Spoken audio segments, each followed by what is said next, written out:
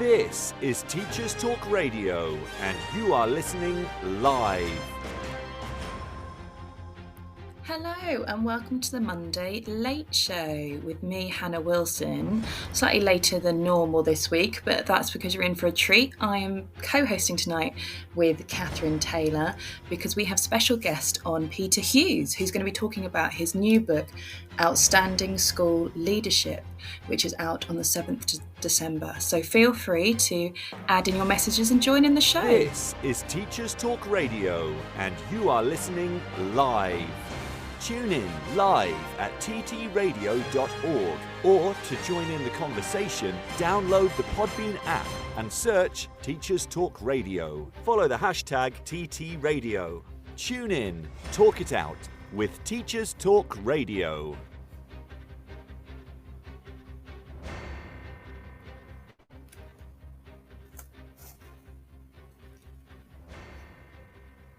Good evening, and tonight our show is brought to you by Bloomsbury Education, where you can buy Peter Hughes' new book, Outstanding School Leadership.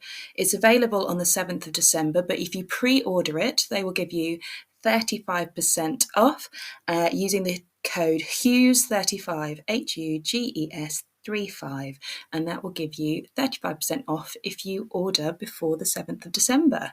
So I think Catherine is here. I am here, yes. Hello. So we're just waiting for Peter to join in the call, but I'm really excited about this show tonight because I've thoroughly enjoyed reading the book. My actual physical copy arrived today. Me too, so yes. I was like, I've actually got it to hold. So it's been great to read. I believe that's Peter. Are you there? I think you can hear me now. Yes. Perfect, yes.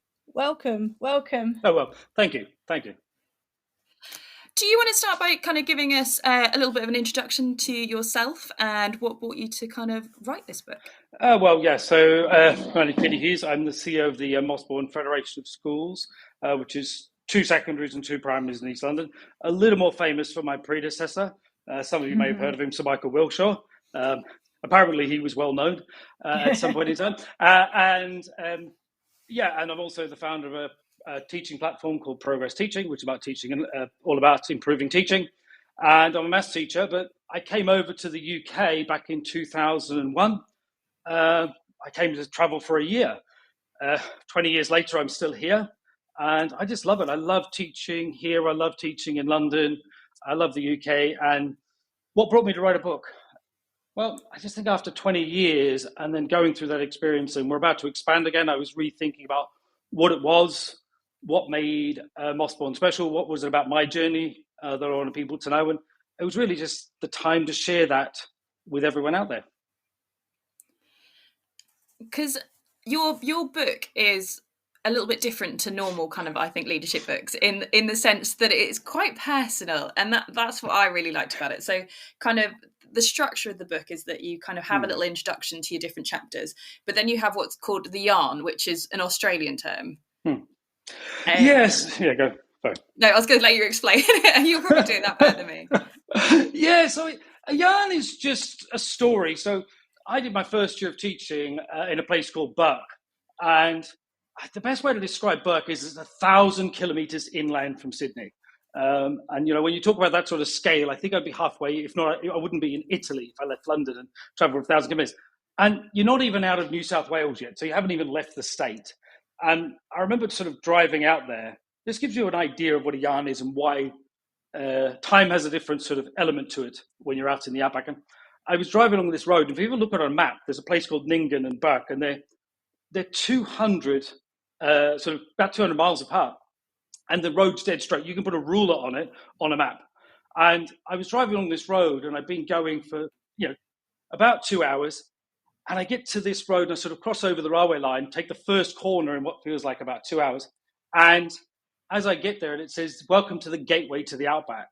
And I thought to myself, I'm from country New South Wales, and I feel like I've just walked through the outback. Like that is 200 miles of dead straight road. And this is the beginning of where the Australian outback starts. And that's the point at which they stopped tarring the roads. They're just like, yeah, we don't even need tar from here. You can just drive on the dirt. You'll be fine. And when you're out that far, kind of you pass somebody maybe once a day. You could drive along a road, and in that 200 kilometers, I might have passed one, maybe two cars in 2 hours of driving. So when you do see somebody, or you know somebody, or you say hello, then telling a yarn or telling a story and having a bit of time to do so, it's kind of important, because who's in a rush to get anywhere, right? Where are you going to go anyway, even if you are going there? So a yarn's a sort of a story, this kind of thing that captures your imagination for a period of time before you go about the rest of your day. And for me, a yarn doesn't always get to the point straight away. Like all good stories, they say show, don't tell. And for me, that's really important. I wouldn't say, oh, it's raining outside. If we're talking to a child or teaching a kid how to write something, we describe the rain. We'd say it's like, I can hear the rain like marbles across the tin roof. And that's important. And the yarn has that quality about it. So it's about telling a story, about bringing people in, and it's about just letting them enjoy it, and not getting straight to the punch. And I feel, for me, I work at Boss Board. We are about getting to the punches. For kids' life, sometimes everything's about quick and now, and everything's going to be done straight away. And I want people just to sit back and say, do you know what? I don't need to go with it straight away. I'm willing to go with you on this little journey to find out what the message is at the other end. Yeah, because that's what's nice about the book, is the fact that you it is personal. We do get to know you in the book, but as well as there is the educational research and the theory behind it. But it's nice because it's you in a page, and we get to know kind of you. And then there's kind of the leadership skills sections, and then what's lovely is there's little case studies as well. So we kind of get examples from different people that you've worked with that show those qualities of the different chapters. How did you go about picking the people? Oh God! So you know what I was just thinking about when I was, well, first of all, people I know. You can always lean on other people when you're sort of writing a book or doing something. And I was just looking for people that had a broad range of experience. So when I thought about the people, I thought to myself, so I want people who have different experiences to me. So my experience is I've taught in country New South Wales, back in Australia. I've taught in London, and I've kind of my lived experience is sort of a bit in Sydney, a bit in country New South Wales, and again London. So I was looking for people who offered some sort of counterpoints to me. And I felt that, say, for example, if we take Glenn, who is in the back of the book, he's got sort of a really interesting sort of history. He's Maori. He's played basketball for in the Sydney 2000 Olympics. He's turned to school from inadequate to outstanding in London, and now he's back in Australia. So he brings that sort of rich history of having worked in Croydon, having worked in New Zealand, having been a professional sportsman, as well as on top of that, he brings sort of that different lived experience about what a different culture brings, and sort of hearing about how sort of Maori culture fits in, I think helps us see something from a different point of view. So I was looking for a range of experiences, both lived and professional, but also at the same time, I didn't want everything to be education, because I think you can learn a lot from stepping outside of education. When I did mine, I did an MBA in business administration rather than something to do with education, because I felt as we go bigger and as mats get bigger, we've got to learn a lot from the outside world, if you like to. By the outside world, I mean outside of education, because we can look outside, take the best of it. It doesn't mean we need to lose the essence of good education. So that's how I chose them. I look for people who are doing exceptional things in their field and would bring a rich sort of tapestry to what was going on. I think that was so, sorry, it's Catherine here. I think that was so effective, what we've talked about so far, because as you're reading the book, you really do, it's rich. It really feels so rich. And I just really enjoyed that element of it. And interestingly enough, I actually, I was listening to part of it because I had it on in the car when I had a PDF of it as I was preparing for the show. So I really like the sort of vision of you driving into the desert as I was driving into where I was going, and you really do get really engrossed in it. And I don't know, it was almost like sort of seeing flashbacks of your life and your childhood, and really getting to know you. And I just as I've already said to you offline, I felt that I got to know me a bit better as well through reading it. And kind of what I mean by that is there's a section in the book where you talk about the leadership characteristics, and you give your archetypes of the different leadership characteristics. And you talk about this archetypal teacher called Tracy, and she's a religious studies teacher, and she is very into her technology. And I was just like, oh my God, he's met me. You know, because I'm an RS teacher, and I'm hopeless for like coming in with a brilliant new app I found or whatever, and I'm sure it drives people crazy. And I was like, oh my goodness, I feel seen. It really made me think. So I just wanted to thank you for that.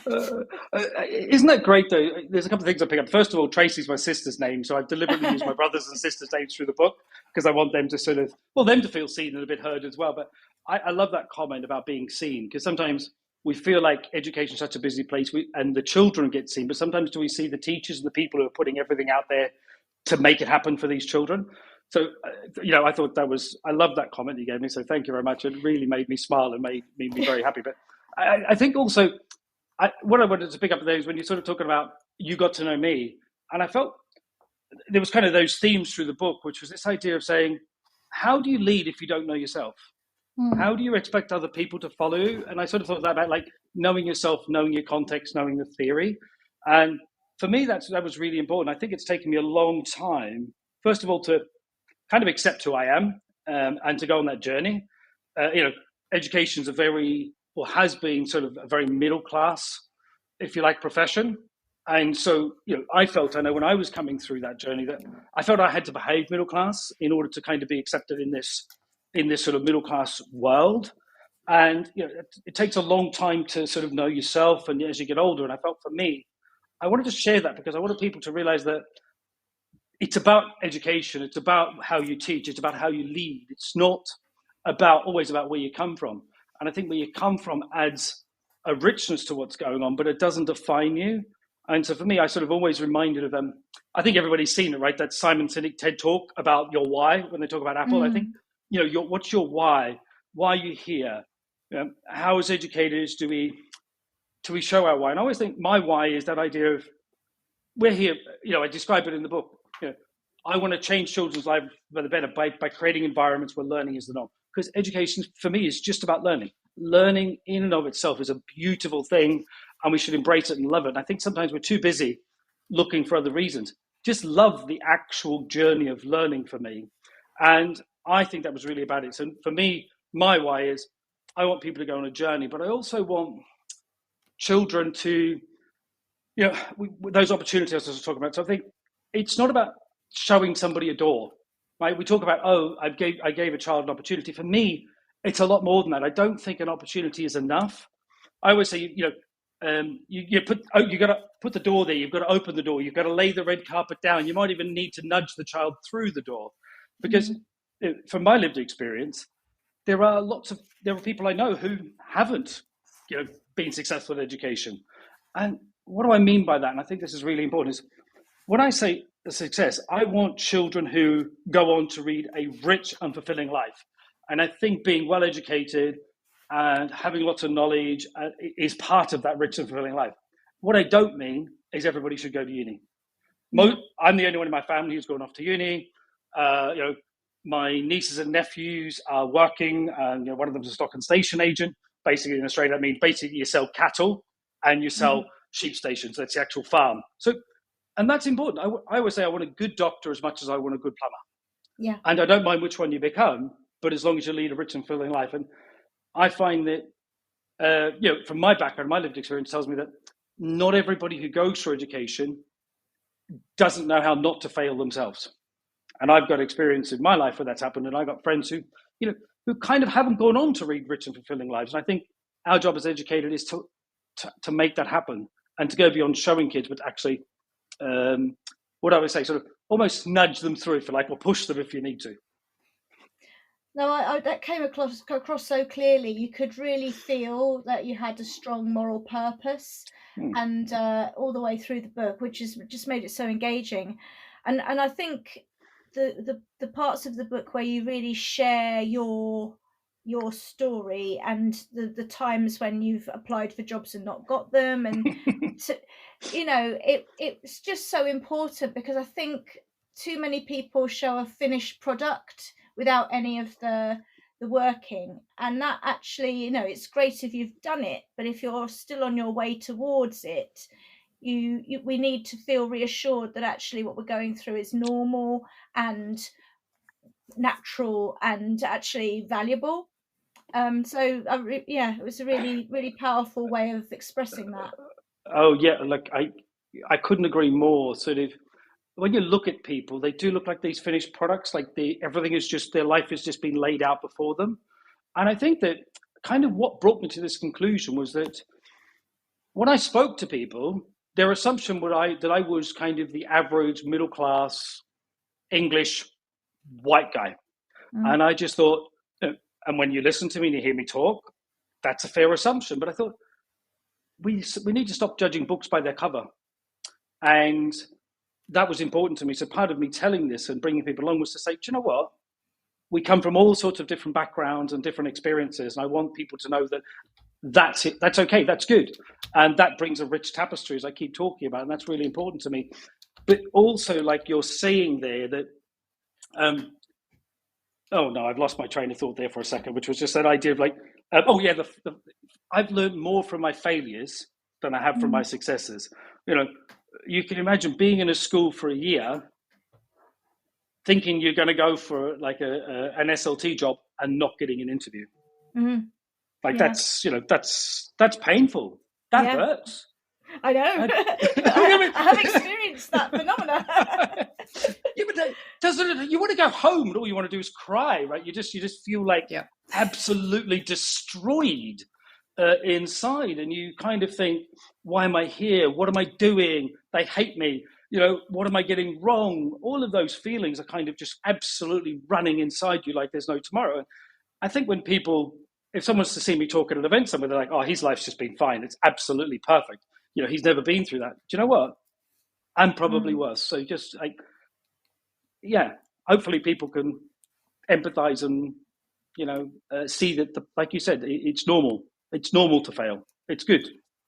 I think that was what was really nice, is that because we say that to the students, that if you get the better behaviour when you kind of let the students know that you're human and you're not this kind of perfect pedestal of kind of a teacher that has this perfect little life and bubble, that actually we know that we're human and we do things wrong, and we're not perfect all the time. And it was kind of it was nice to know that, like, leadership aren't always the perfect schools aren't always perfect, and quite a strong theme was kind of recognising those mistakes and being able to adjust to them quite quickly, and being reflective as a really important tool. Oh, look, I couldn't agree more. So it's, what would I say? You need your moment to wallow, right? You have to let yourself kind of, accept that and, feel that. But yeah, it's about that resilience, isn't it? It seems to be an underused or an overused word these days, but it's the resilience to get back up and go again. We want it in our children, but we've got to look for it in ourselves as well. And as a leader, you're going to get knocks. People are going to criticize you. People are going to say to you, no matter what, you can't please all the people all the time. Everyone will be quick to tell you what you're getting wrong. And I think you're absolutely right. It's about that, learning from that and getting up and going again. I think the number of times children have said to me, I remember a young man, I was teaching a class once, I was teaching maths, and I made some off-the-cuff joke about something. And all he did was, after the class, go, sir, I didn't appreciate your joke today. I don't think it was appropriate. And I just went, do you know what? You're absolutely right. I'm sorry. I shouldn't have made that joke. And I just thought, wasn't that how beautiful that student was able to take that time out to think about it. He was in year 10 and he was taking on, I think I was the principal at that point, right? And he had the confidence to not to do it in front of the class, not to do anything, but just to say, sir, you made a joke. I didn't feel that was appropriate today. I think it sort of made light of some people who are neurodivergent. It wasn't on purpose. And he had that conversation very calmly, very quietly. And I just went, you know what, I'm sorry, I shouldn't have done it. I'll apologize to the class next time. And I thought, I love that confidence and that ability to sort of accept your mistakes. Yeah, that's a really, really sort of good story there, because I think,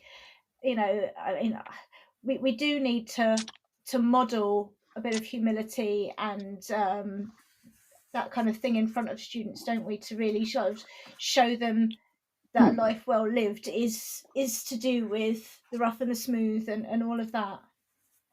Yeah, absolutely. I think it is. Everything's about that balance. And when I think about the kids and again, sort of where I've worked, I always think about, like, we talked about knowing myself, but then I think about where are you working, know your context. So you spoke about all the different people we bring into the book, but and why I brought them in. But I think, and you see this from a couple of places. So Stephen Hall's one of the people I speak to, and he's sort of turned a number of schools from sort of inadequate to good. I think 3 in his lifetime. And I think what was the biggest learning I took from him was, your context does make a difference. And we're all out there, and I think sometimes we're sort of too busy saying, oh, it's context, it's context, it's context. And I think let's not overuse this. For me, look, I'm a mathematician. I'd expect my maths curriculum to be nigh on the same in Buck, in Sydney, in London, and even in Scotland. But when I think about, what nuances they might have, I think about that when I think about what are the families I'm dealing with? How might this community respond differently to how we go about behavior management? How might this community respond differently to sort of how well do they deal with authority? How well do they deal with, all of those other things? So I think when I think about context, I think about more about how might the community respond? What is the community looking for? Because I've never yet met a community that doesn't want the best for their children. When people say, oh, this, maybe it's the white working class community, or maybe it's this, or maybe it's that. It's like, I've never met anybody that doesn't want the absolute best for their children.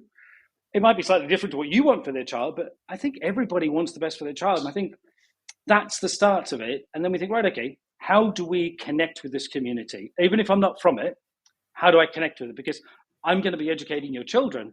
I need to understand where you're coming from. Otherwise, we're going to clash, and that's going to make life really hard. And their children and the children you're looking after are not going to necessarily make the progress they can. So I was thinking about the next thing from the why is really knowing your context, know the community you're serving, and knowing how to get the best out of that community and how you can serve them well. That comes across really clear at the start of the book with kind of, you really must, and your context and your community doesn't just decipher kind of where your students can get to, because some people will be like, oh, they're just low ability boys, or they're just, oh, they're from that kind of criteria, so they're not going to make it. But it's very much having those aspirations and that target aim that they are all going to achieve to this level, and giving them the stepping stones to get there. But it's like you said, there's that very, very clear why, and kind of that real mission kind of focus. And I love the fact that your chapter 2, I think you had your mission in bold repeatedly throughout it, just to kind of make sure that we were aware that you were very much mission led.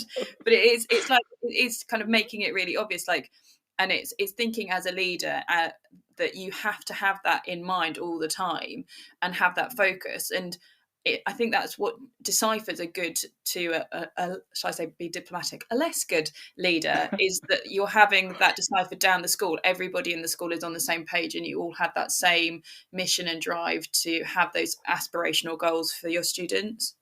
Oh God, and it's one of the hardest things, isn't it? I talk about it in chapter 2. Like, it's so easy to get knocked off course or be distracted, right? I think you joked about get distracted by the latest technology. I love technology as well, and I can get distracted. But it's how do you keep yourself focused? But also, when I think about, so I've worked for some great leaders, and the thing they did well was translate that vision. So how does that mission and vision translate into sort of tangible things that people can grab a hold of? And I think you're absolutely right. And you saw, Nick, who started up my Mossbourne Victoria Park, talks about how do you start a vision from scratch when there's nothing there. And when I think about that, I think about, the Steve Jobs of the world, who went, you're just buying into somebody's words, just their vision. And I think the person who does that, Nick, who we talk about in that chapter, was the first principal of Mossbourne Victoria Park, or a Steve Jobs, that's different to a Tim Cook. And when I came along, I had to make something sustainable. So when you're sharing that mission about sustainability, it takes you on a very different path. And I think at that point, it's all about how you're going to be around in 100 years. So yeah, sharing that mission with everybody, but also being willing to go on I like it to go on a 100-year journey. If you came to my school, or not mine, I should say, Rebecca, who runs my Mossbourne Community Academy, you'll see 3 photos in the front office. And then which is sort of Sir Michael's, the founding principal, the current principal, and our sponsor, Sir Clive Baum. And when you walk into the corridor, there's just a lowly picture of me in the corridor by myself. And people are like, why are you in the corridor all by yourself? I said, because I'm by myself now, but in 100 years, I'm going to be in a corridor full of people who've led this school. And this will be the history of the school that you walk past as you walk down that corridor. And that's the kind of, yes, there's this mission aligned and there's all about this mission, but what are you doing to help show the children and show everybody in that school what that looks like tangibly, and to visualize that and to visualize your vision? And I think that's critical, right? How do you turn that mission into tangible and share that with people in a way they can feel it and take it on and own it for themselves? I think that's so important. My school, we've just had our 75th anniversary last year, and we have, exactly as you've described, a corridor with whole, old head teachers and big group photos of, the whole school out on the field and what have you. And you stop, and the kids they do stand next to it. They have a good look. They're trying to pick out older brothers and the bleachers and all the rest of it. And it's a very powerful thing to feel that you belong to something that's bigger than yourself, and that's, I think, very powerful in the book. Yeah, and I think if I was sort of being negative, I feel like sometimes we lose that in education, that you're part of this bigger picture, and we get a bit sort of absorbed sometimes in the now. And I think we've got a good leadership's about balancing the now with the future and with the sort of long-term future, while also creating a legacy that people feel belong to something. Yeah, I think that's a very delicate balance to try and strike there. There's a section where people tried to put you off when you looked at getting your job. They were like, why on earth would you do that? And I get that generally from members of the public. When you're like, I'm a teacher, they're like, oh gosh, that's a hard job. But also, like, when I'm like, I want to get into leadership, and everyone's like, oh my gosh, why would you want that workload? But I think there's something about it, isn't it? So what made you kind of go, not listen to all the people you asked? You went, don't do it, and do it in such a spectacular way as well. Thank you very much for saying I've done it in a spectacular way. When I first did this journey, I just said to people, judge me in 10 years, right? Don't come back to me in the space of 10 years. Judge me in 10 years. Because you're right. I was standing on the shoulders of giants. If it went well, everyone would say it's because my predecessor did a great job. And if it went up the pan, shall we say, it was definitely going to be my fault. But I'm a bit of a glutton for punishment. I like a challenge. I'm like a bull. If you put a red rag in front of me, I will just run at it because that's who I am. But do you know what? That suited me well. I don't want to necessarily be the hero. That's not who I want to be. And I think there's too many people in education who want to be the hero head. They want to be the person who turns around the department. They want to be the person who takes it from 10% to 50%. There's nothing wrong with that. And we need those people who are willing to go into those schools and into those departments. But for me, it was about, I've just always loved legacy. And I love traditions.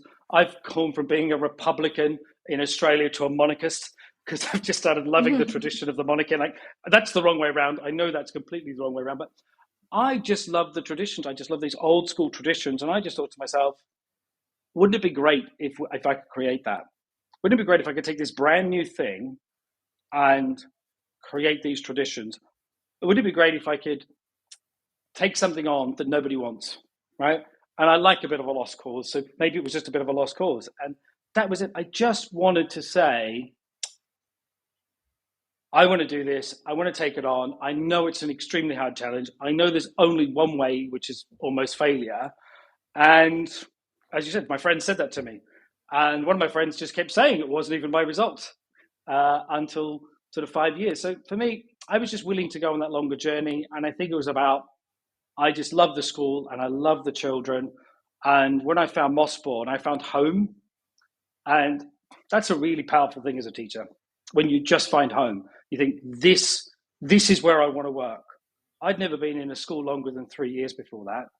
And then I arrived at Mossbourne and I'm there 15 years later, right?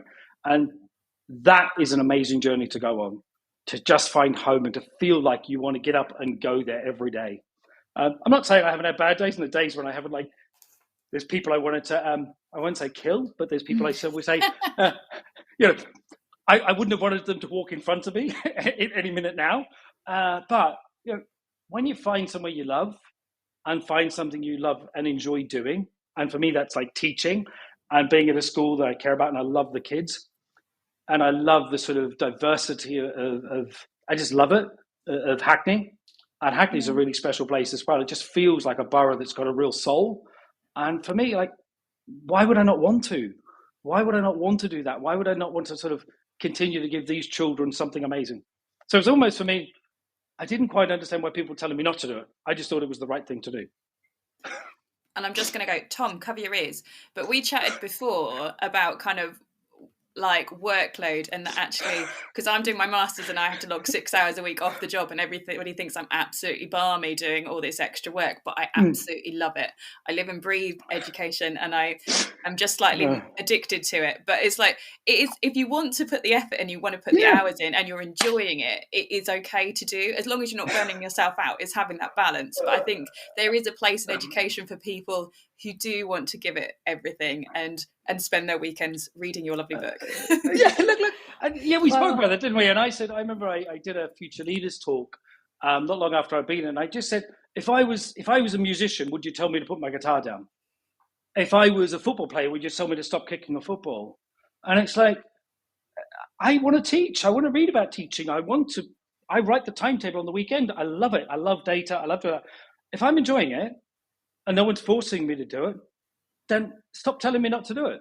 As far as I'm concerned, I want to do it. I'm enjoying it. I'm loving it. I want to keep going. And that's what I want to do. And that's my choice. But I think that's very different to if somebody's kind of imposing that on you.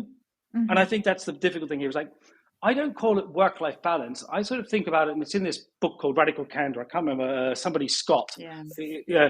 And she talks about fitting work into your life, right? And for me, kind of work is my life. And I'm not saying you have to do that to be a leader. All my other leaders have got families. They're family orientated. They go and look after them. One of my leaders basically runs a school, and getting a hold of her in the holidays is almost impossible. So you can do this in all sorts of different ways. You've got to find something that works for you, works for your family, and works for how you fit work into your life. And I think that's the message. How does work fit into your life? And finding something that works for you, rather than dictating a fixed number of hours. It's so interesting. And in terms of one of the things that comes through in the book as well is that you are clear that what needs to be done and is right doesn't need to necessarily be popular. And I wonder if you could just unpack that a little bit for us, because that's quite a courageous kind of statement. Do you know what? I think, I'll unpack it by telling you a story. This didn't make the final book for reasons that I'd go into another day, but somebody by the name of Dame Joan McVitie, and she ran a school up in White Hart Lane. And when she took over the school, I think it was about 3%, including English and maths. And she took it from that to an outstanding school, right? Above national average. And that's a big piece of work. And when she was there, I better get in trouble for all this, but she went in and they were teaching science in Turkish. Now, these kids are going to sit the exam in English, right? Let's actually understand this. So they're learning technical science words in Turkish, and then they have to go and sit the exam in English. Now, when this was done, and you can go and look at this online, see it in the papers, that it was being lauded as this amazing thing. And her predecessor did it in the school. It was this idea, we're doing it in Turkish. It's up in Haringey, so it's a strong Turkish community. I know I lived on Green Lanes up there myself for a long time, and it was sort of this really positive thing. So it was I think in the Mirror, it might have even been the Sun, it might have even made the test about this amazing thing the school's doing as a model for the world. And when she went in, she saw that and went, "That's not going to lead to those kids passing. It might help them feel like they belong. They're not going to pass science. There's no way you can learn technical science words in Turkish, have a whole class in Turkish, and then go sit an exam in English. That's just not going to work." And when I was listening to her tell me this story, and she went, I stopped it. And she got hauled into the local authority office. She got, then you can see the newspaper articles about her making this change. And I just thought, God, I thought I'd done some courageous things, but I've never had been called into the local authority or had to go, one to one with somebody who's definitely far, far my senior. And what courage she had to sort of say, despite the newspapers, despite everybody saying this is an exciting thing and this is something we should look at up and down the country, she went and went, I know this is wrong. And her mechanism was, would I send my daughters here? And I thought that was powerful. In the end, she just said, no, I wouldn't put my daughter in that class. Therefore, I'm going to stop it. And she stopped it. So that to me is for me, it's that mechanism, isn't it? Like what she's saying there is, would you put your child in this school? Would you put your child in that class? And for me, I think, would I put my niece or nephew? I don't have children, but it's the same thing. If you wouldn't send your child there or you wouldn't allow your child to go there, why is it okay for someone else's child? So when I say doing what's right, not what's popular, that's what I'm talking about. Would you, if you had a child, have them be in your school, in that classroom, receiving that lesson? Because if the answer is not yes, then you need to do something about it. And now. And I think that comes across so strongly. And what I really like about part of how you frame that in the book is that you talk about sort of academization and how so many people that you have observed have wanted to do something different and the next big thing, and classes with like only 3 walls and and things like that, and I'm somebody that I get distracted. Sometimes I'm sitting up here doing my mock marking and my husband and my kid are playing something downstairs on the computer and I've got to put earplugs in because I can't concentrate. That would drive me absolutely crazy. And I think, what comes across so strongly is that you've got to have a bottom line of structure which is really clear and which is really evidence informed and which kind of will be a guiding principle.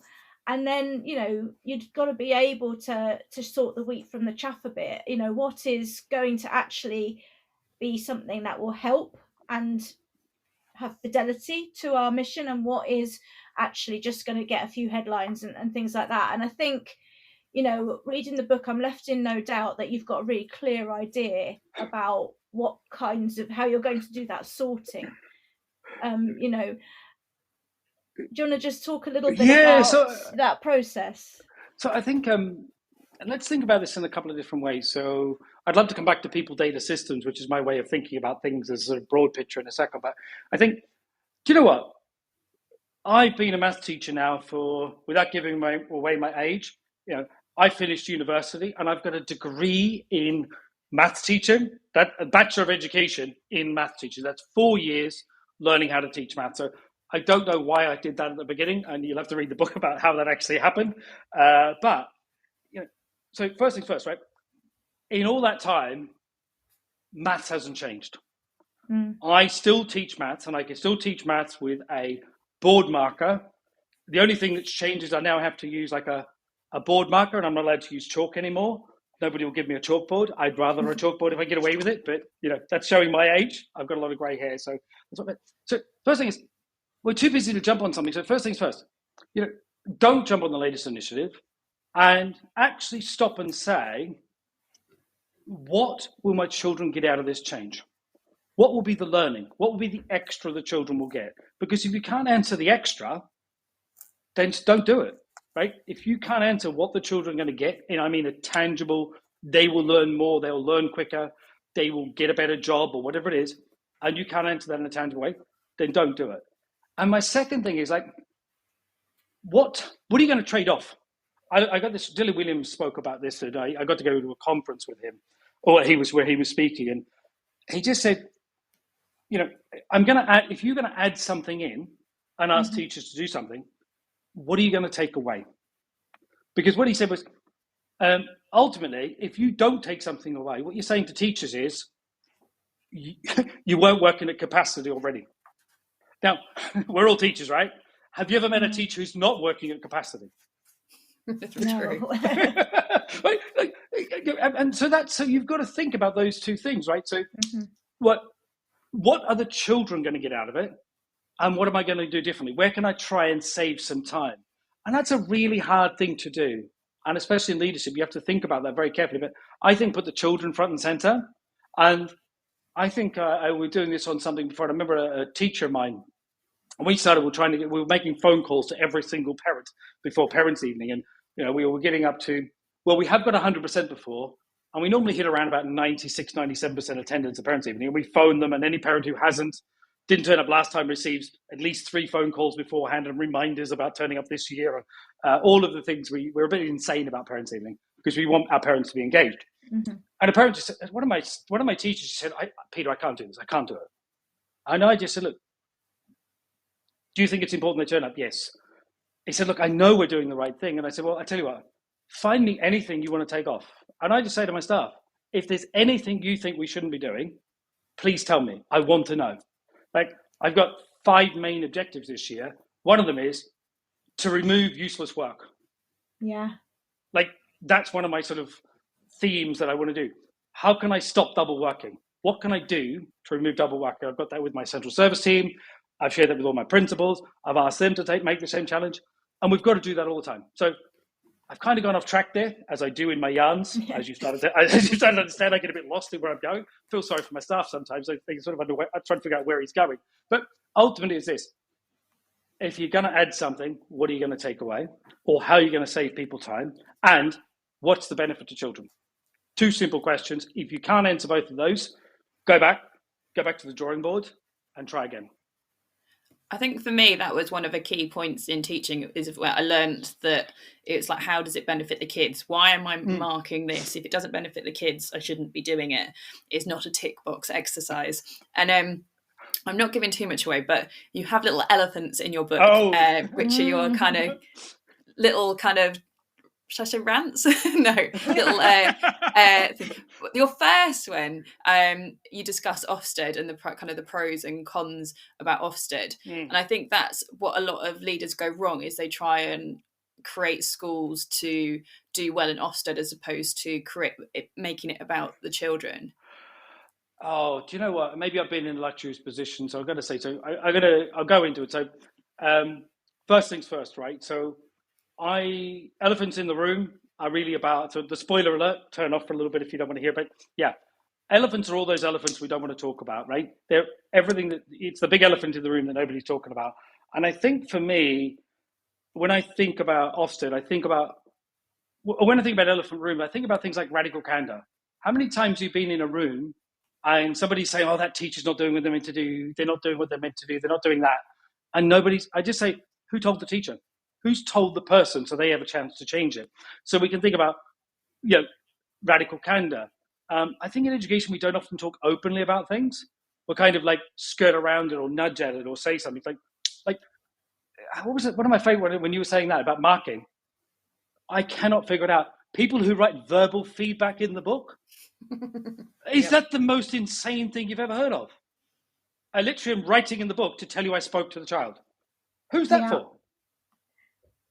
I find that the most insane thing I've ever heard of. I remember when I first seen that, I said, why are you doing that? Like, on what planet do you think that's a good thing? Because I can't see it, right? I'm not saying I love marking and I'm a fan of marking. I won't go into the marking debate. I don't see a point in writing verbal feedback. And if the student's not reading it, don't do anything about it. So, yeah, there's elephants in the room. So for me, when I come to Ofsted, I'm going to sort of, without giving away the book, I'm going to come up and say 3 things, right? I think we need a regulator. There's no doubt in my mind we need one.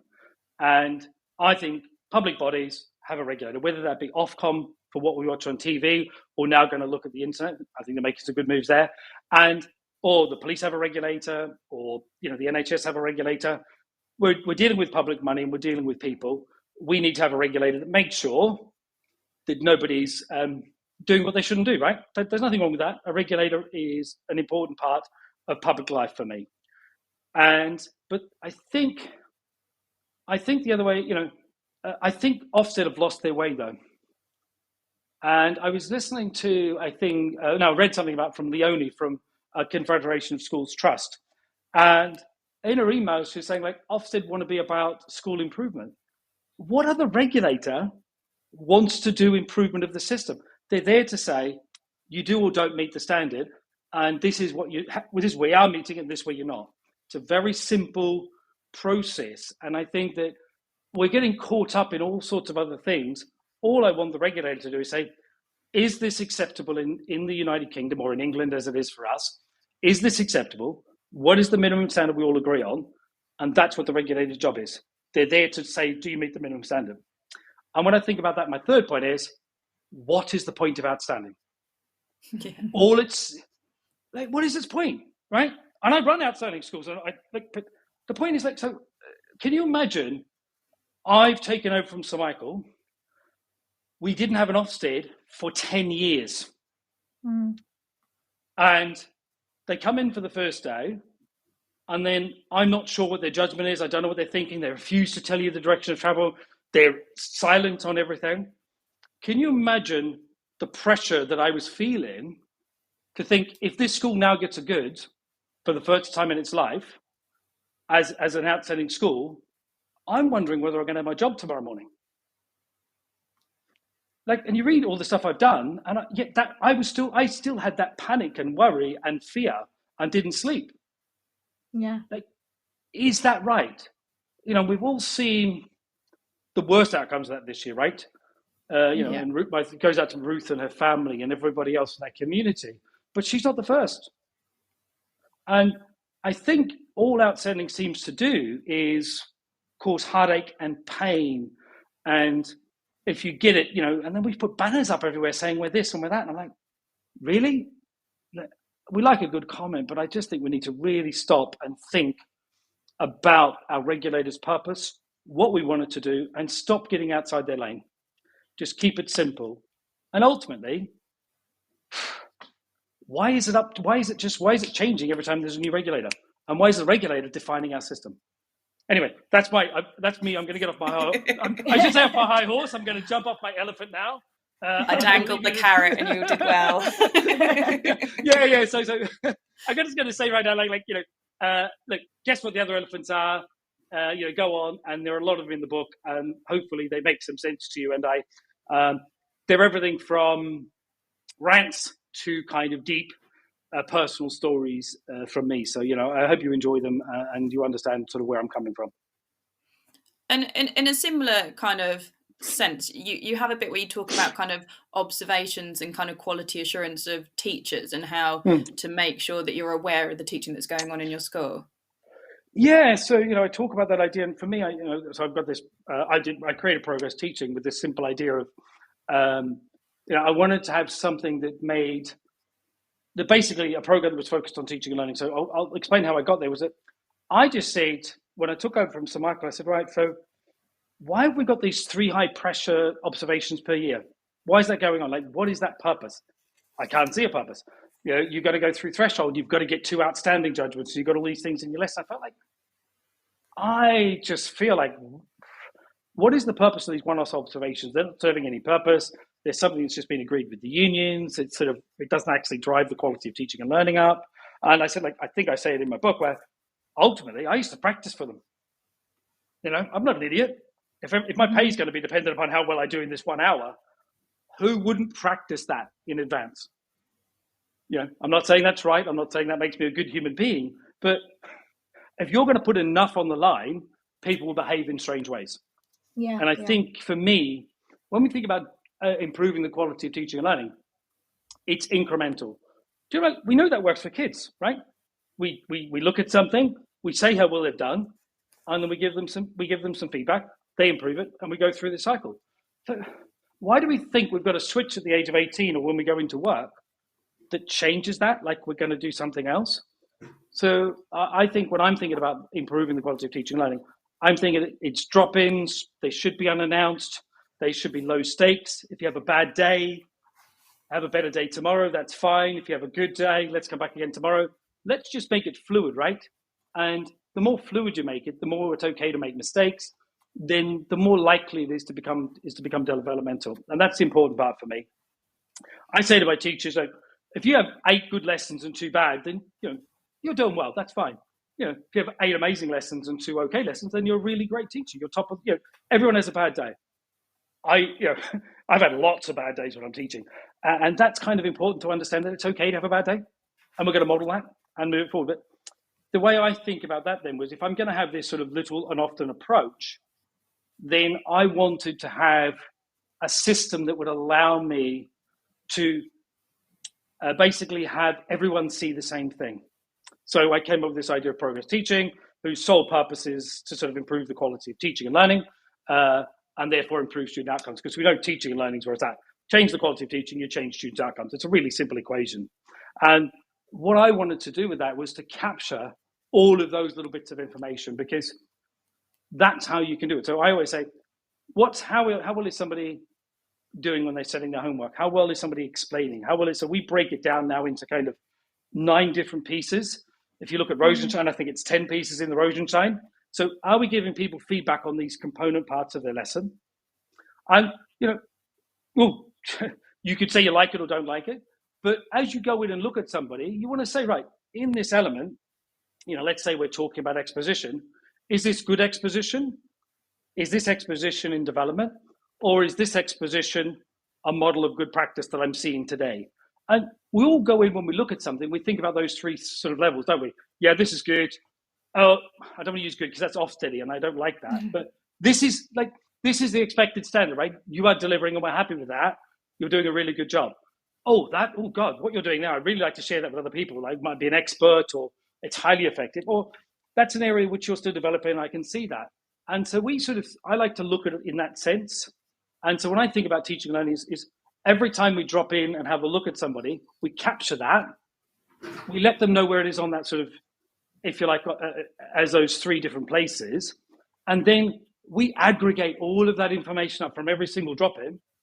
And that allows me as a member of the sort of like, of the trust, to see what's happening in maths in year 5 in one of my classrooms. And I can see that information. But guess what? So can the teacher. Mm-hmm. So everybody sees the same thing, and everybody's having a conversation about the same information. And I think for me, that's the critical thing. Senior leaders are running around and they're making informed decisions all the time about what they're looking about. I want to not just make that informed decision, but I want to share that information with the teacher. I want to tell them what I'm thinking about. And I want leaders to be open and honest about what they're seeing and share that with the teacher. So the teacher has a chance to either shine or to improve or do something. Let's be open and transparent, and come back to that idea of, let's be honest with each other. Let's just have a radical conversation. We avoid that in teaching so often. Yeah. Sorry, I thought it was so powerful. There was one sentence that really sort of jumped out at me, but after you've talked through all of the things you've just described, and it was like, if it should never be a surprise to the teacher if there's an issue, and then you say something like, if teachers are surprised by their sort of appraisal or whatever it is, then you don't have a teacher problem, you've got a leadership problem. Oh, look, and I tell you, the number of times, and I've got some great leaders, I've got some amazing teachers, but the number of times I've sat in a room and somebody has complained about a teacher, or said they want to put them on a support plan, and I've said, right, so let's just open up. We've got all their observations, so let's read what you've said to the teacher. And you find out the leader hasn't had an honest conversation. They haven't told the teacher. Mm-hmm. Like, well, so sorry, I can have a conversation, I can do a support plan, but it's not going to be for the teacher. Would you like to go away and rethink about this? But, because I think sometimes we're too quick as leaders to blame the teacher. We're too quick. And I think, so why are we not reflecting on our own leadership first and what we're doing before we blame somebody else? What did I do to help you get better? What could we do differently? What's that sort of adage? I can change my behavior. I can't change someone else's behavior, but what I can do is change how I react to it. Mm-hmm. And that's all I can do. So as a leader, what can you do differently? I might be controversial there. I feel like I'm being controversial. No, it's one of my personal bugbears where people find themselves facing up to a support plan and they're shocked. And I just think, if we had a little bit more radical candor earlier on, developmentally, kindly, of course, but I mean, then people perhaps wouldn't end up in the kind of stress cul-de-sacs that they end up in. And it's horrible, isn't it? Mm-hmm. Yeah. But linking back to what Catherine said earlier, I really like the character and the qualities, and then you kind of gave a little example of each of them. But you gave a little bit about their good qualities and their bad qualities and their ugly qualities, but also the kind of the methods that would be useful to kind of dealing with that teacher. So for me, I was like, I kind of did that the hard way. I did it kind of the way that the school wanted, and the teacher did not react well to that method. And I was like, actually I'd had to change and do little changes and lots of positive praise and change them around that way. And it's like, actually, had I read this first, I would have clocked exactly who it was and exactly what I needed to do. And there's also that why do I think, what is it, I think everybody else is an idiot. Why is everybody else an idiot? There's a book called that, and it talks about the different colors as well, so you can do this idea of who people are. So like, we're going to stop thinking, or when we, like you said, we like, look at that person, how might they respond, what might work for them, and as a leader, how can I tune into that? And I think that's critical. That's a critical thing there, isn't it? Right. So as a leader, you can change your behavior, and you're right, sometimes there's just this blanket way of doing something which doesn't really get the best out of people. And that's not to say sometimes I need things to be done a certain way. Like if I was talking about child protection, it needs to be done a certain way and you're going to do it this way. That's all there is to it. But unless it's something that has to be done a certain way, there's you've got to find the best way to get the best out of people. And I learned that very early on, and realizing you can, you create an environment where people can thrive. And that's why I talk about the mission being about environment, not about the outcomes. If you're enjoying our chat, just a reminder that your book is from Bloomsbury Education and it's out on the 7th of December, and people can pre-order it and get 35% off with the code Hughes35. So if you've joined us a little bit later, I highly recommend this one. One of my favourite lines was, otherwise you could easily have become the David Moyes of education. So to prevent that happening to you, this is the book. But that's the great thing about the book. There's lots of little comedy bits. It's not like a serious, like, headily, this is what you've got to do. You've got to have your stern face on and do all this. It's just a really lovely book to read, and it makes you giggle, and it really there's so much personal side to it. Yeah, but then there's also lots of facts and data as well. I'm a mathematician, right? So I think, I sort of come back to this, like people, data, systems. So I think about 3 levels, right? People, data, systems. So you need people. Nothing happens without people, right? And people, like I said, are what grows a trust. If you think about, would you end up with a Michaela, lover or hater? Catherine Berbel Singh, and people knowing what she's about and doing that job. That's great. So people kick you off, but I think they only get you so far by themselves. And then I think about, what information could you give them? So a second ago, we spoke about like progress teaching. We spoke about feeding them full of that information about, would that be the classroom teacher? What are you good at? What do you need to improve on? Be 100% clear in black and white so they know and they can take ownership of that. Or whether you're a middle leader, getting that data in front of you, or behavior data.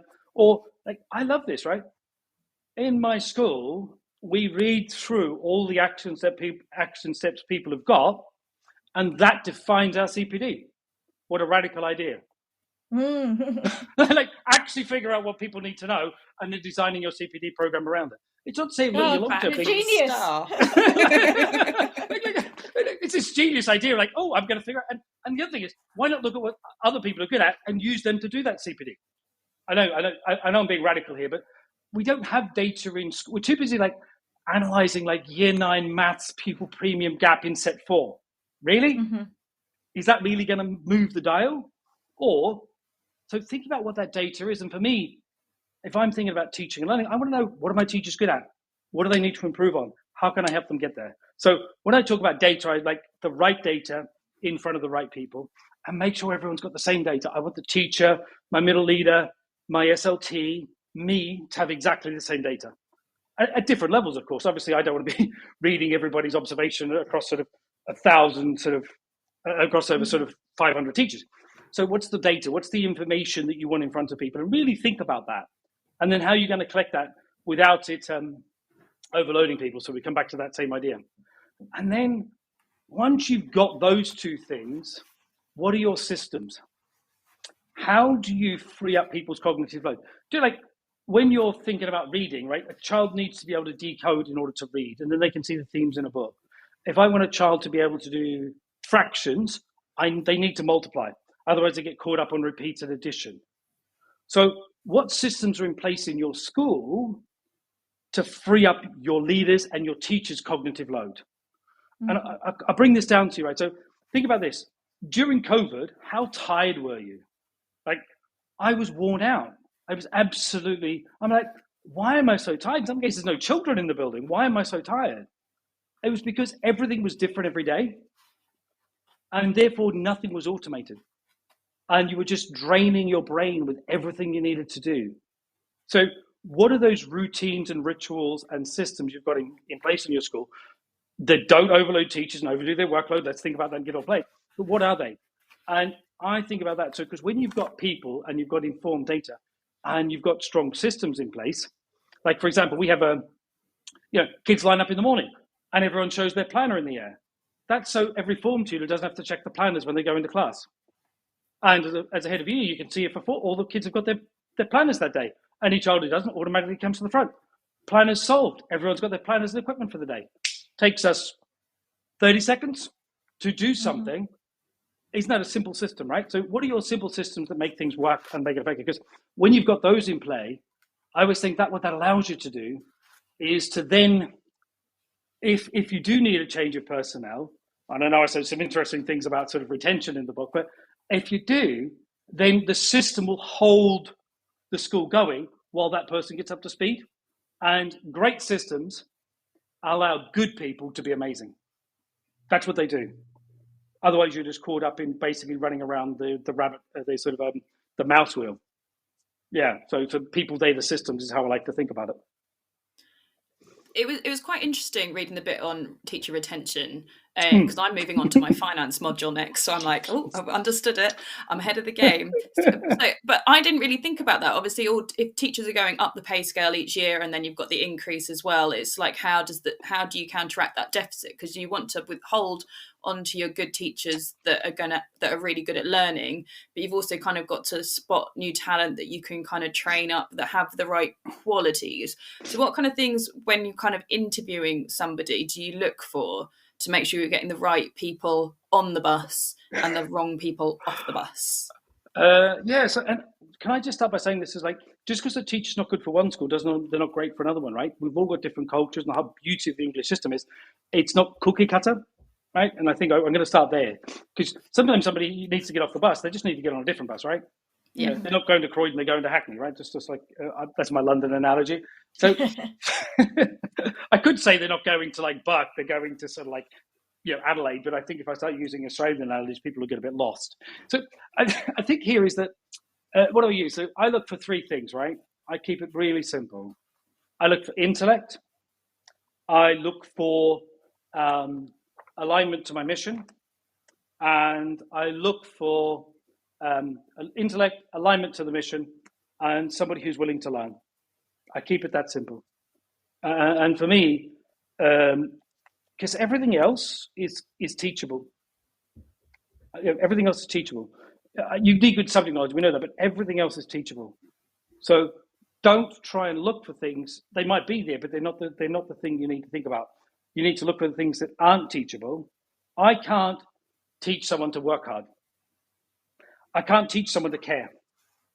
I can't give them, when I say intellect, I don't mean being a brain or anything. It's like, are you willing to learn? Are you someone who's curious? That's what I mean by intellect. That doesn't mean you went to Oxford or anything like that. That's what I talk about, those things. So for me, think about what you're actually assessing or you want to see, and think about what things you can teach and what things you can't teach. And that's, for me, just those three things. Keep it simple. And in terms, you talk a little bit as well about kind of using your middle lead as well. And quite often they could be quite good for kind of testing out something that you want to do to kind of work out any niggles before you kind of launch it school-wise. Yeah.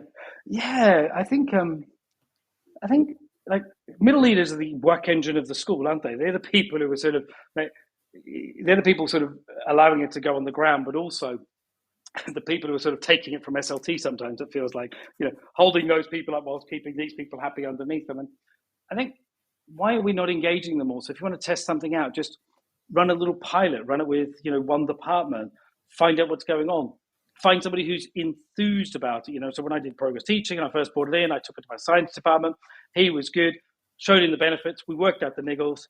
And after we'd done that, then we started rolling it across other departments. But they then become your advocates, and it stops being top down and starts to come from bottom up. Like, everything is better bottom up, right? It always is.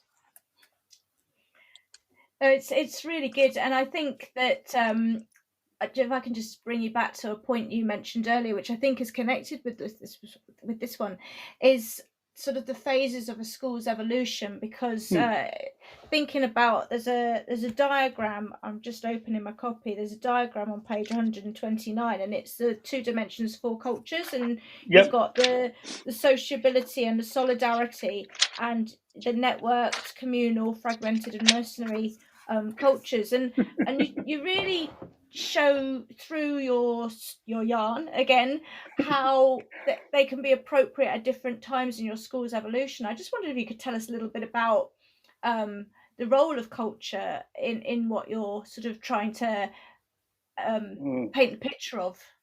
Is it Drucker who said a culture eats strategy for breakfast? I'm not sure who, but I've heard the quote. I thought it was Drucker, and I think he was sort of writing for Harvard Business Review. But don't quote me on that. Probably somebody will come in and say you got that all wrong. I'm just going to say I'm a mathematician. I don't read stuff, and just blame it on that. Although we should never say that. Reading is an important thing. So, and I do comment about my value of reading. And anybody who reads the book will see the joke about me joking about reading. So I think culture is everything, right? Because culture, I touch on it first of all. What is culture, right? So culture is not sweat the small stuff. Culture is not we're inclusive. They're catchphrases. They're the equivalent of make America great again, right? That's the equivalent. It doesn't tell you how America's going to be great or what you're actually looking for. It's just a great slogan that people hang on to. So for me, culture is the sum of every conversation. Culture is the way we do things around here. So what culture does, it sets the tone for how someone behaves when nobody's looking at them. Mm-hmm. That's why it's critical, right? You can't, like, the culture, that's what people do when no one's looking. And that's what they do when you're not there.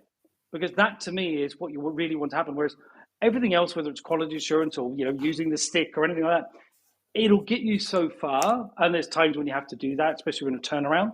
But what culture does is it says, this is how we treat people. This is how we behave here.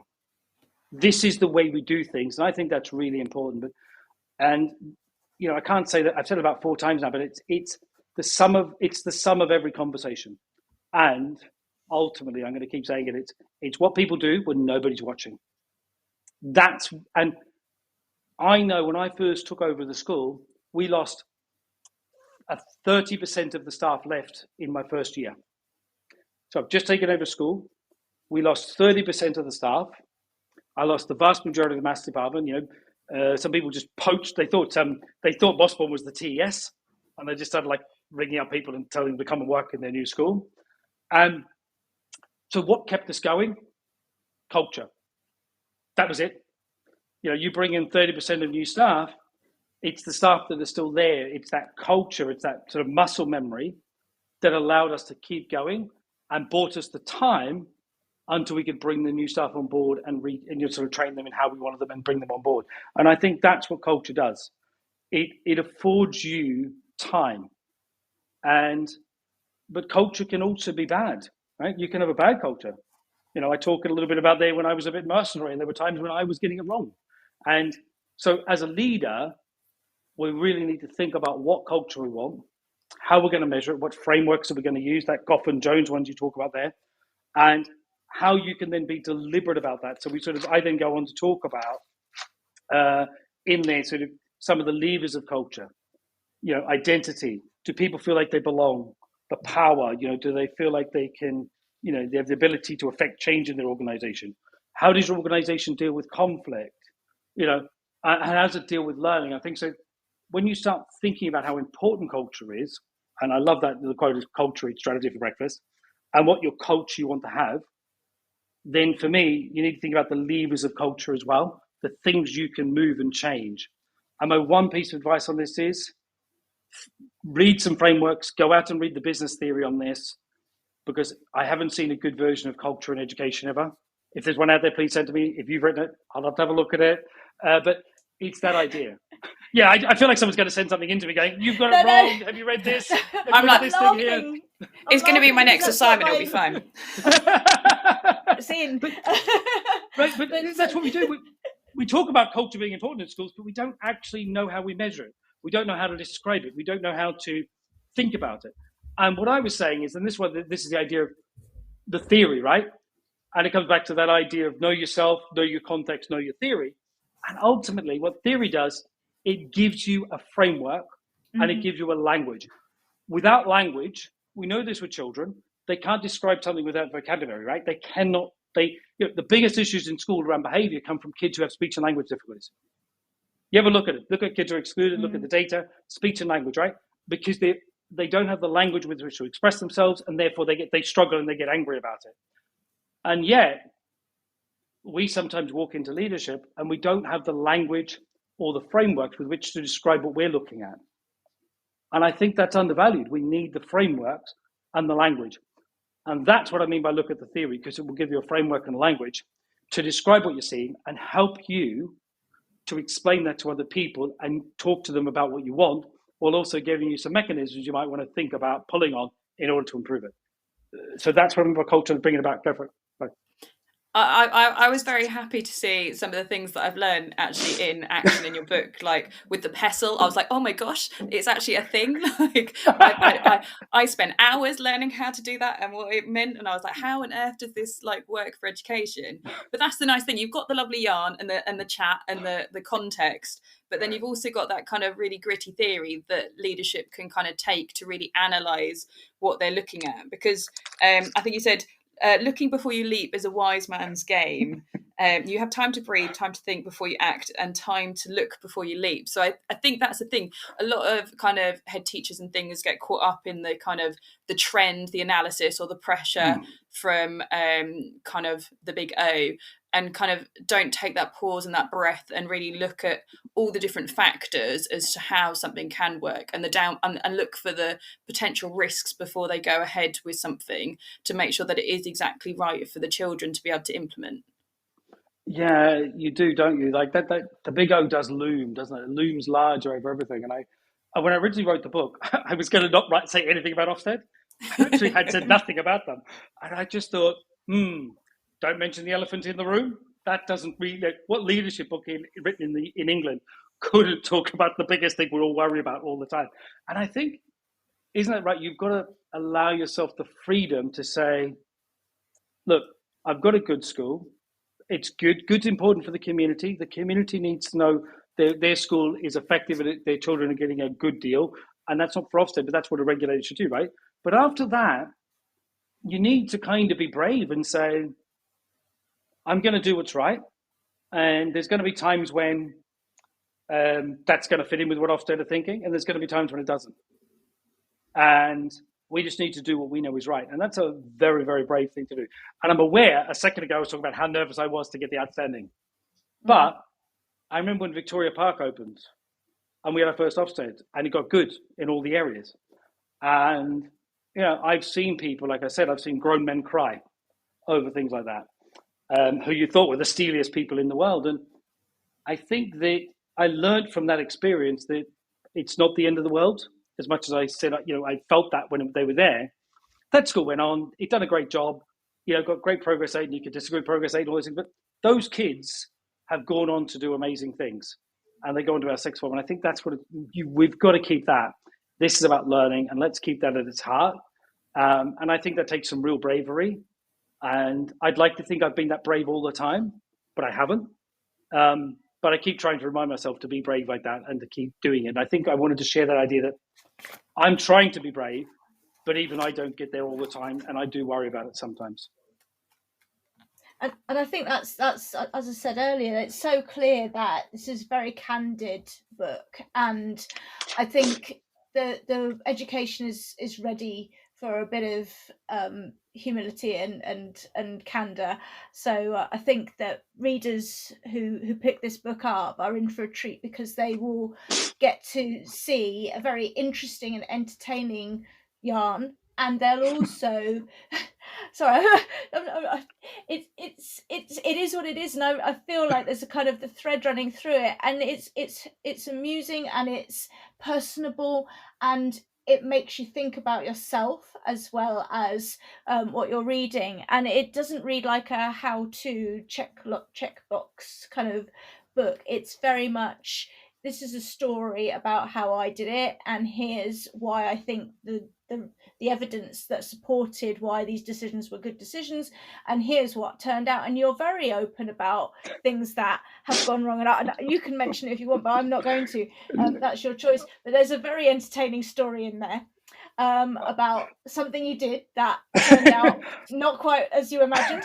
I'm not talking about that one. I know exactly which one you're talking about, and all I'm going to say is I was describing the rain earlier.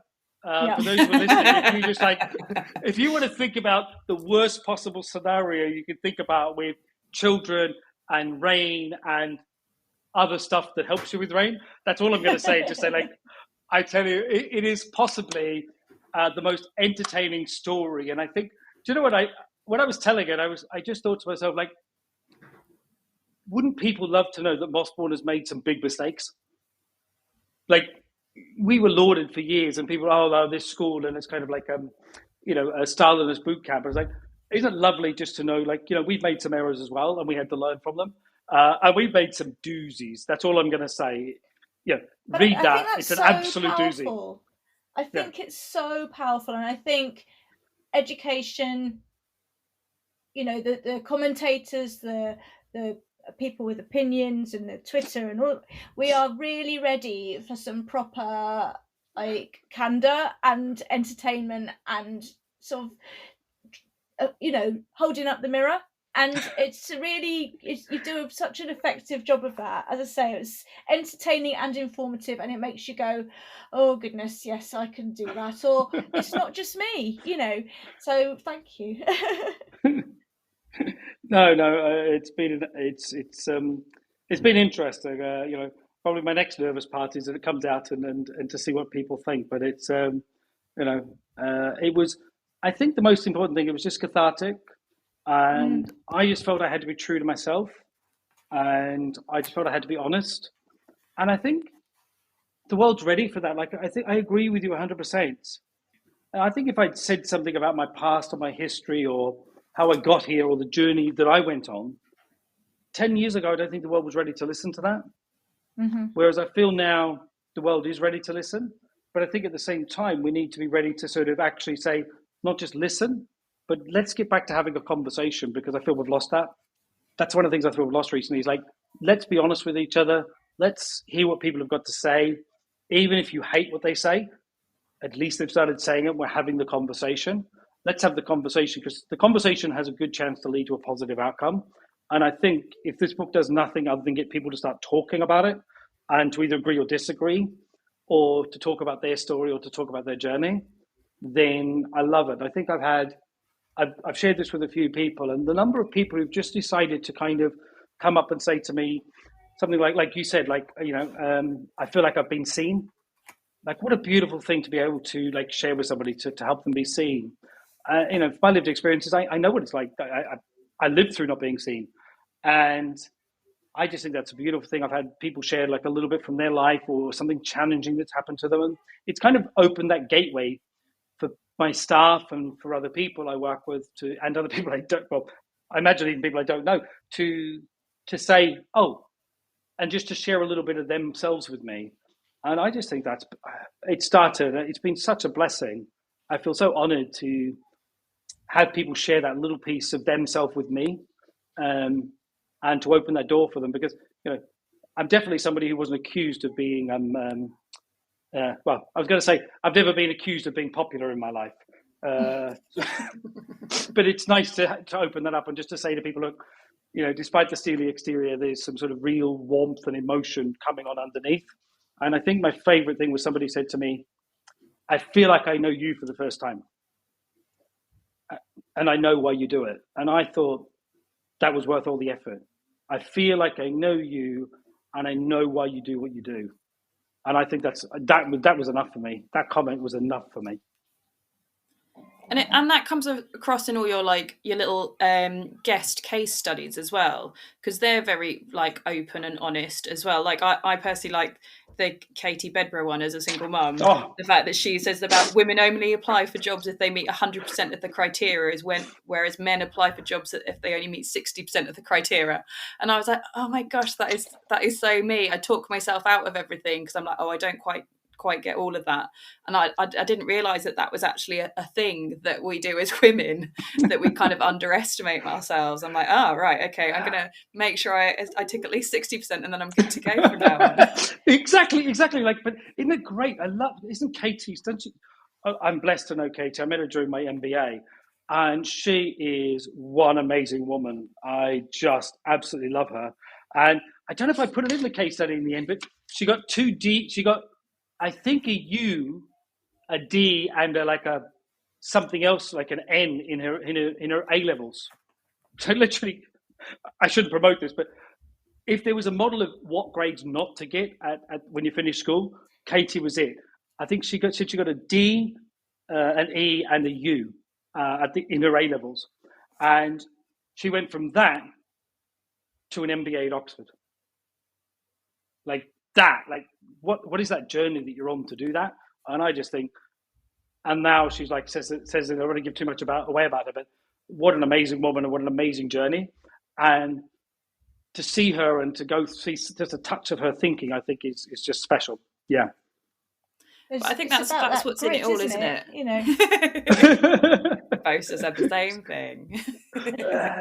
Yeah, grit, determination, and yeah, I think I always think about that in education. How do we help kids see, and how do we help build resilience? The world seems ready to stop everything before something bad happens. But as we stop everything, I would say my background makes me who I am. And I know my background has given me a real steel and determination. And when somebody else I was speaking to about those personal stories, he just said, he said with me a really personal story about his dad and losing his dad and things like that. And I thought, it comes to that question, right? Would you trade them off? Would I take a better upbringing, but to lose my resilience? And I wouldn't. I wouldn't change it. I'm going to keep what I've got. And I think that's really important, right? When we think on these people out there like, oh, yeah, things haven't been perfect or whatever else, it's like, but would you trade that and lose the resilience or something that it's taught you, or that sort of those lessons? And I think I personally, I wouldn't change anything about my life. And when you read it, you'll understand, it's an interesting life, I think. And I wouldn't change any of it. I'm not saying that's for everybody. That's important to me. It's made me who I am. I completely agree. I think it's the things that we go through in life that makes us who we are. And my niece is very, very poorly, bless her. So she's in and out of hospital, but she's in year 11. I think her attendance is about 40%. And she's like, I'm really worried I'm not going to get into college and be able to do the A levels I want because I'm not there. And I'm like, you're so intelligent and you've got so many life skills from being this resilient and having to deal with this condition, but you don't let it get to you. And you've built this whole kind of persona on being resilient but still being kind and still getting on with it despite the circumstances. And I'm like, you will outgrow any of your peers because you've had that experience. And I think, and that's what you say about in the book as well, is about it's your community is previously like, oh, they all fail, they won't get very far, they'll all have the same kind of life, but you have this aspiration that if they want to go to university they can do, and that's the expected for all of them. And you also talk about kind of the artifacts, like the things that you celebrate as well as results, the other things that you manage to get them to achieve outside of kind of just the academics. Yeah, and I think that's important, isn't it? Whether that's we've got a rowing club and kids do that, or all those different things. I think those are really important. We celebrate everything a child achieves. And I think I sort of say great academic outcomes are just the starting point. I'm not saying we should do these things instead of, they've got to be in addition to. And kids should get great academic outcomes because that's valuable. And for some of my kids, we can love or hate exams or love or hate the system. They are the only scores on the door they've got. And if they don't get scores on the door, then that could limit the rest of their life. Or doesn't mean they can't go to university like your niece or do it a little bit later and sort of, but for some of our children, they may not get that second chance. They may not get another go, or life will take a turn where that's not going to be possible for a few years. So I do think scores on the door are important, but they're not everything, right? Because without those life skills, the scores on the door aren't going to take you that far. Yeah, no, I really agree with that. Really, really good. Sorry, Hannah, go on. I cut you off. No. I was just waiting for one of you to talk. I was going to say, because obviously you talk about being unashamedly academic, and I think that's something that all schools should have, kind of aspiration-wise.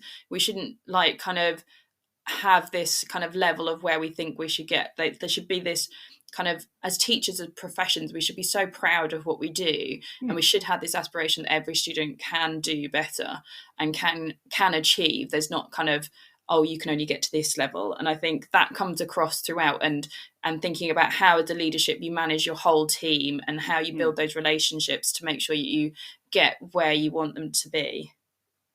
Yeah, so I think I want to pick up on something here, which is not in the book, but a story is that, so I went to school in Australia, and so when I did the equivalent of my A-levels, which is more like a baccalaureate, so I had to do like 6 subjects, I was doing the equivalent of further maths alongside automotive engineering. So I was in a further maths class, and then I could be down under a car bonnet pulling an engine apart. And that was but that wasn't that abnormal in Australia. Well, okay, I was the only one who was really doing that extreme of both sides of that. But that didn't stop me from going to university. It wasn't a detractor from getting into university.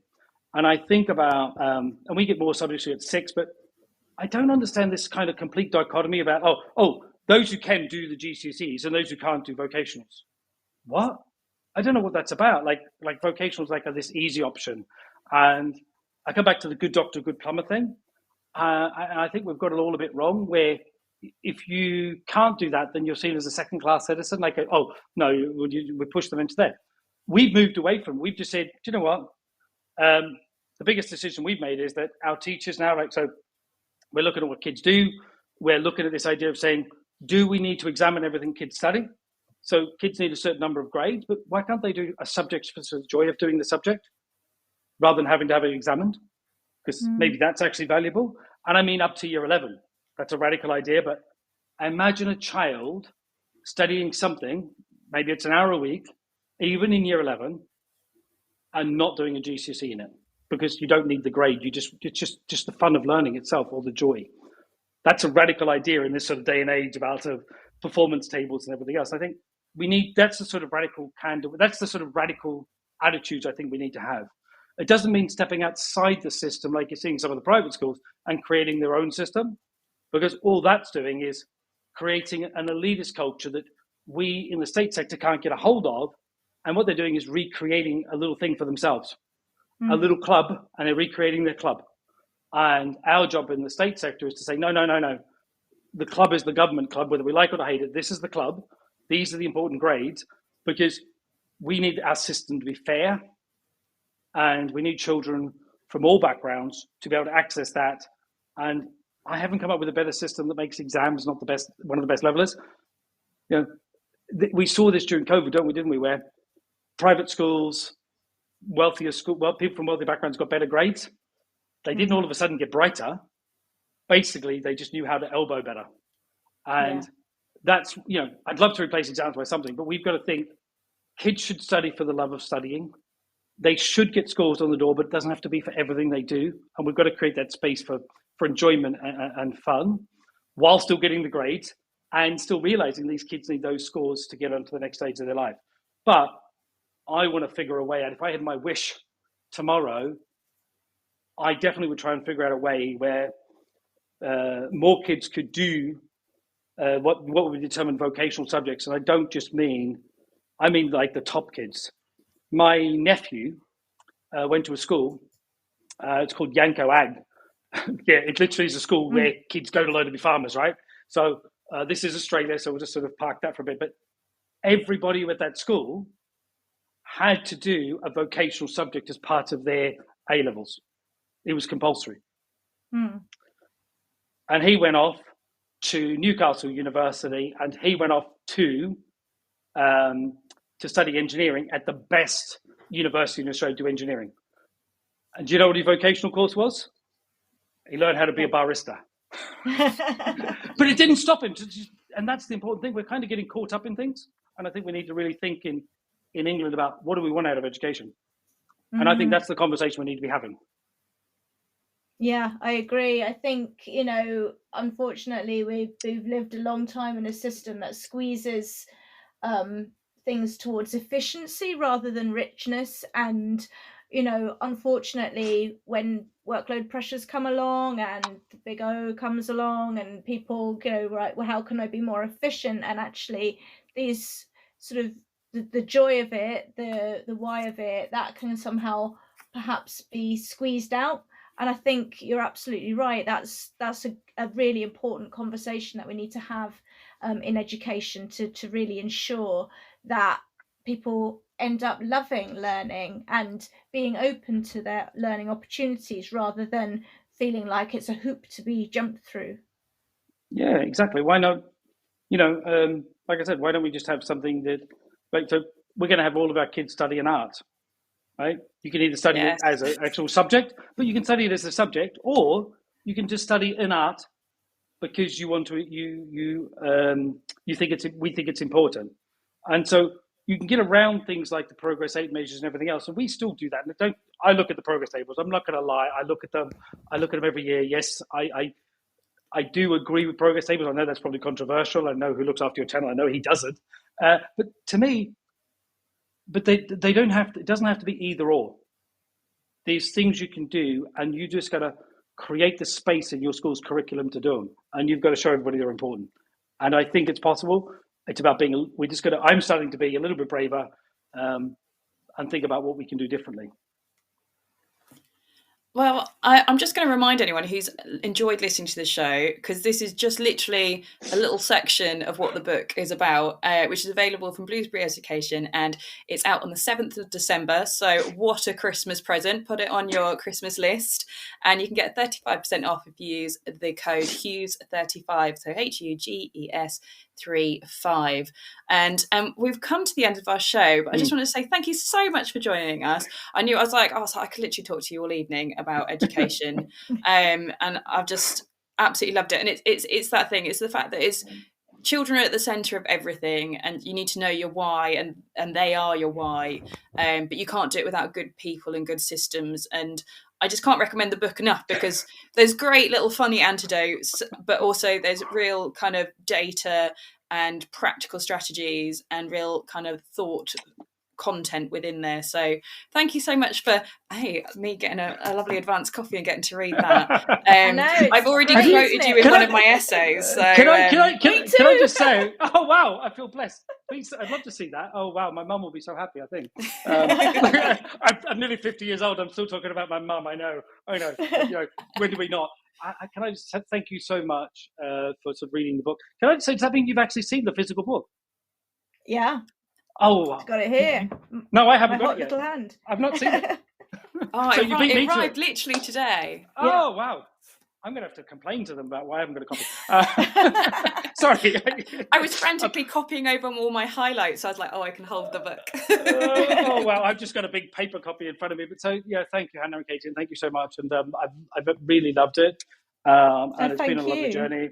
And I just want to say to people, I feel blessed that you want to read my words, and I feel blessed that you want to hear about my story. And I hope you're able to take something away from it, and I hope you enjoy reading it. So and maybe one day I'll get to see you in person. So thank you very much. That'd be brilliant. And thank you so much for your time this evening. It's been really great. No worries. Thank you very much, and enjoy the rest of your evening. And goodbye to everybody out there. Thank you. If you've missed any of tonight's show and it was a corker and you want to listen to it all, you can go find it on the Teachers Talk Radio and listen back later today. So thank you very much. Have a lovely week, and we'll see you soon. You've been listening to Teachers Talk Radio. Tune in live and listen back at ttradio.org. We look forward to Absolutely hearing from you nailed it. next time on Teachers Talk Radio.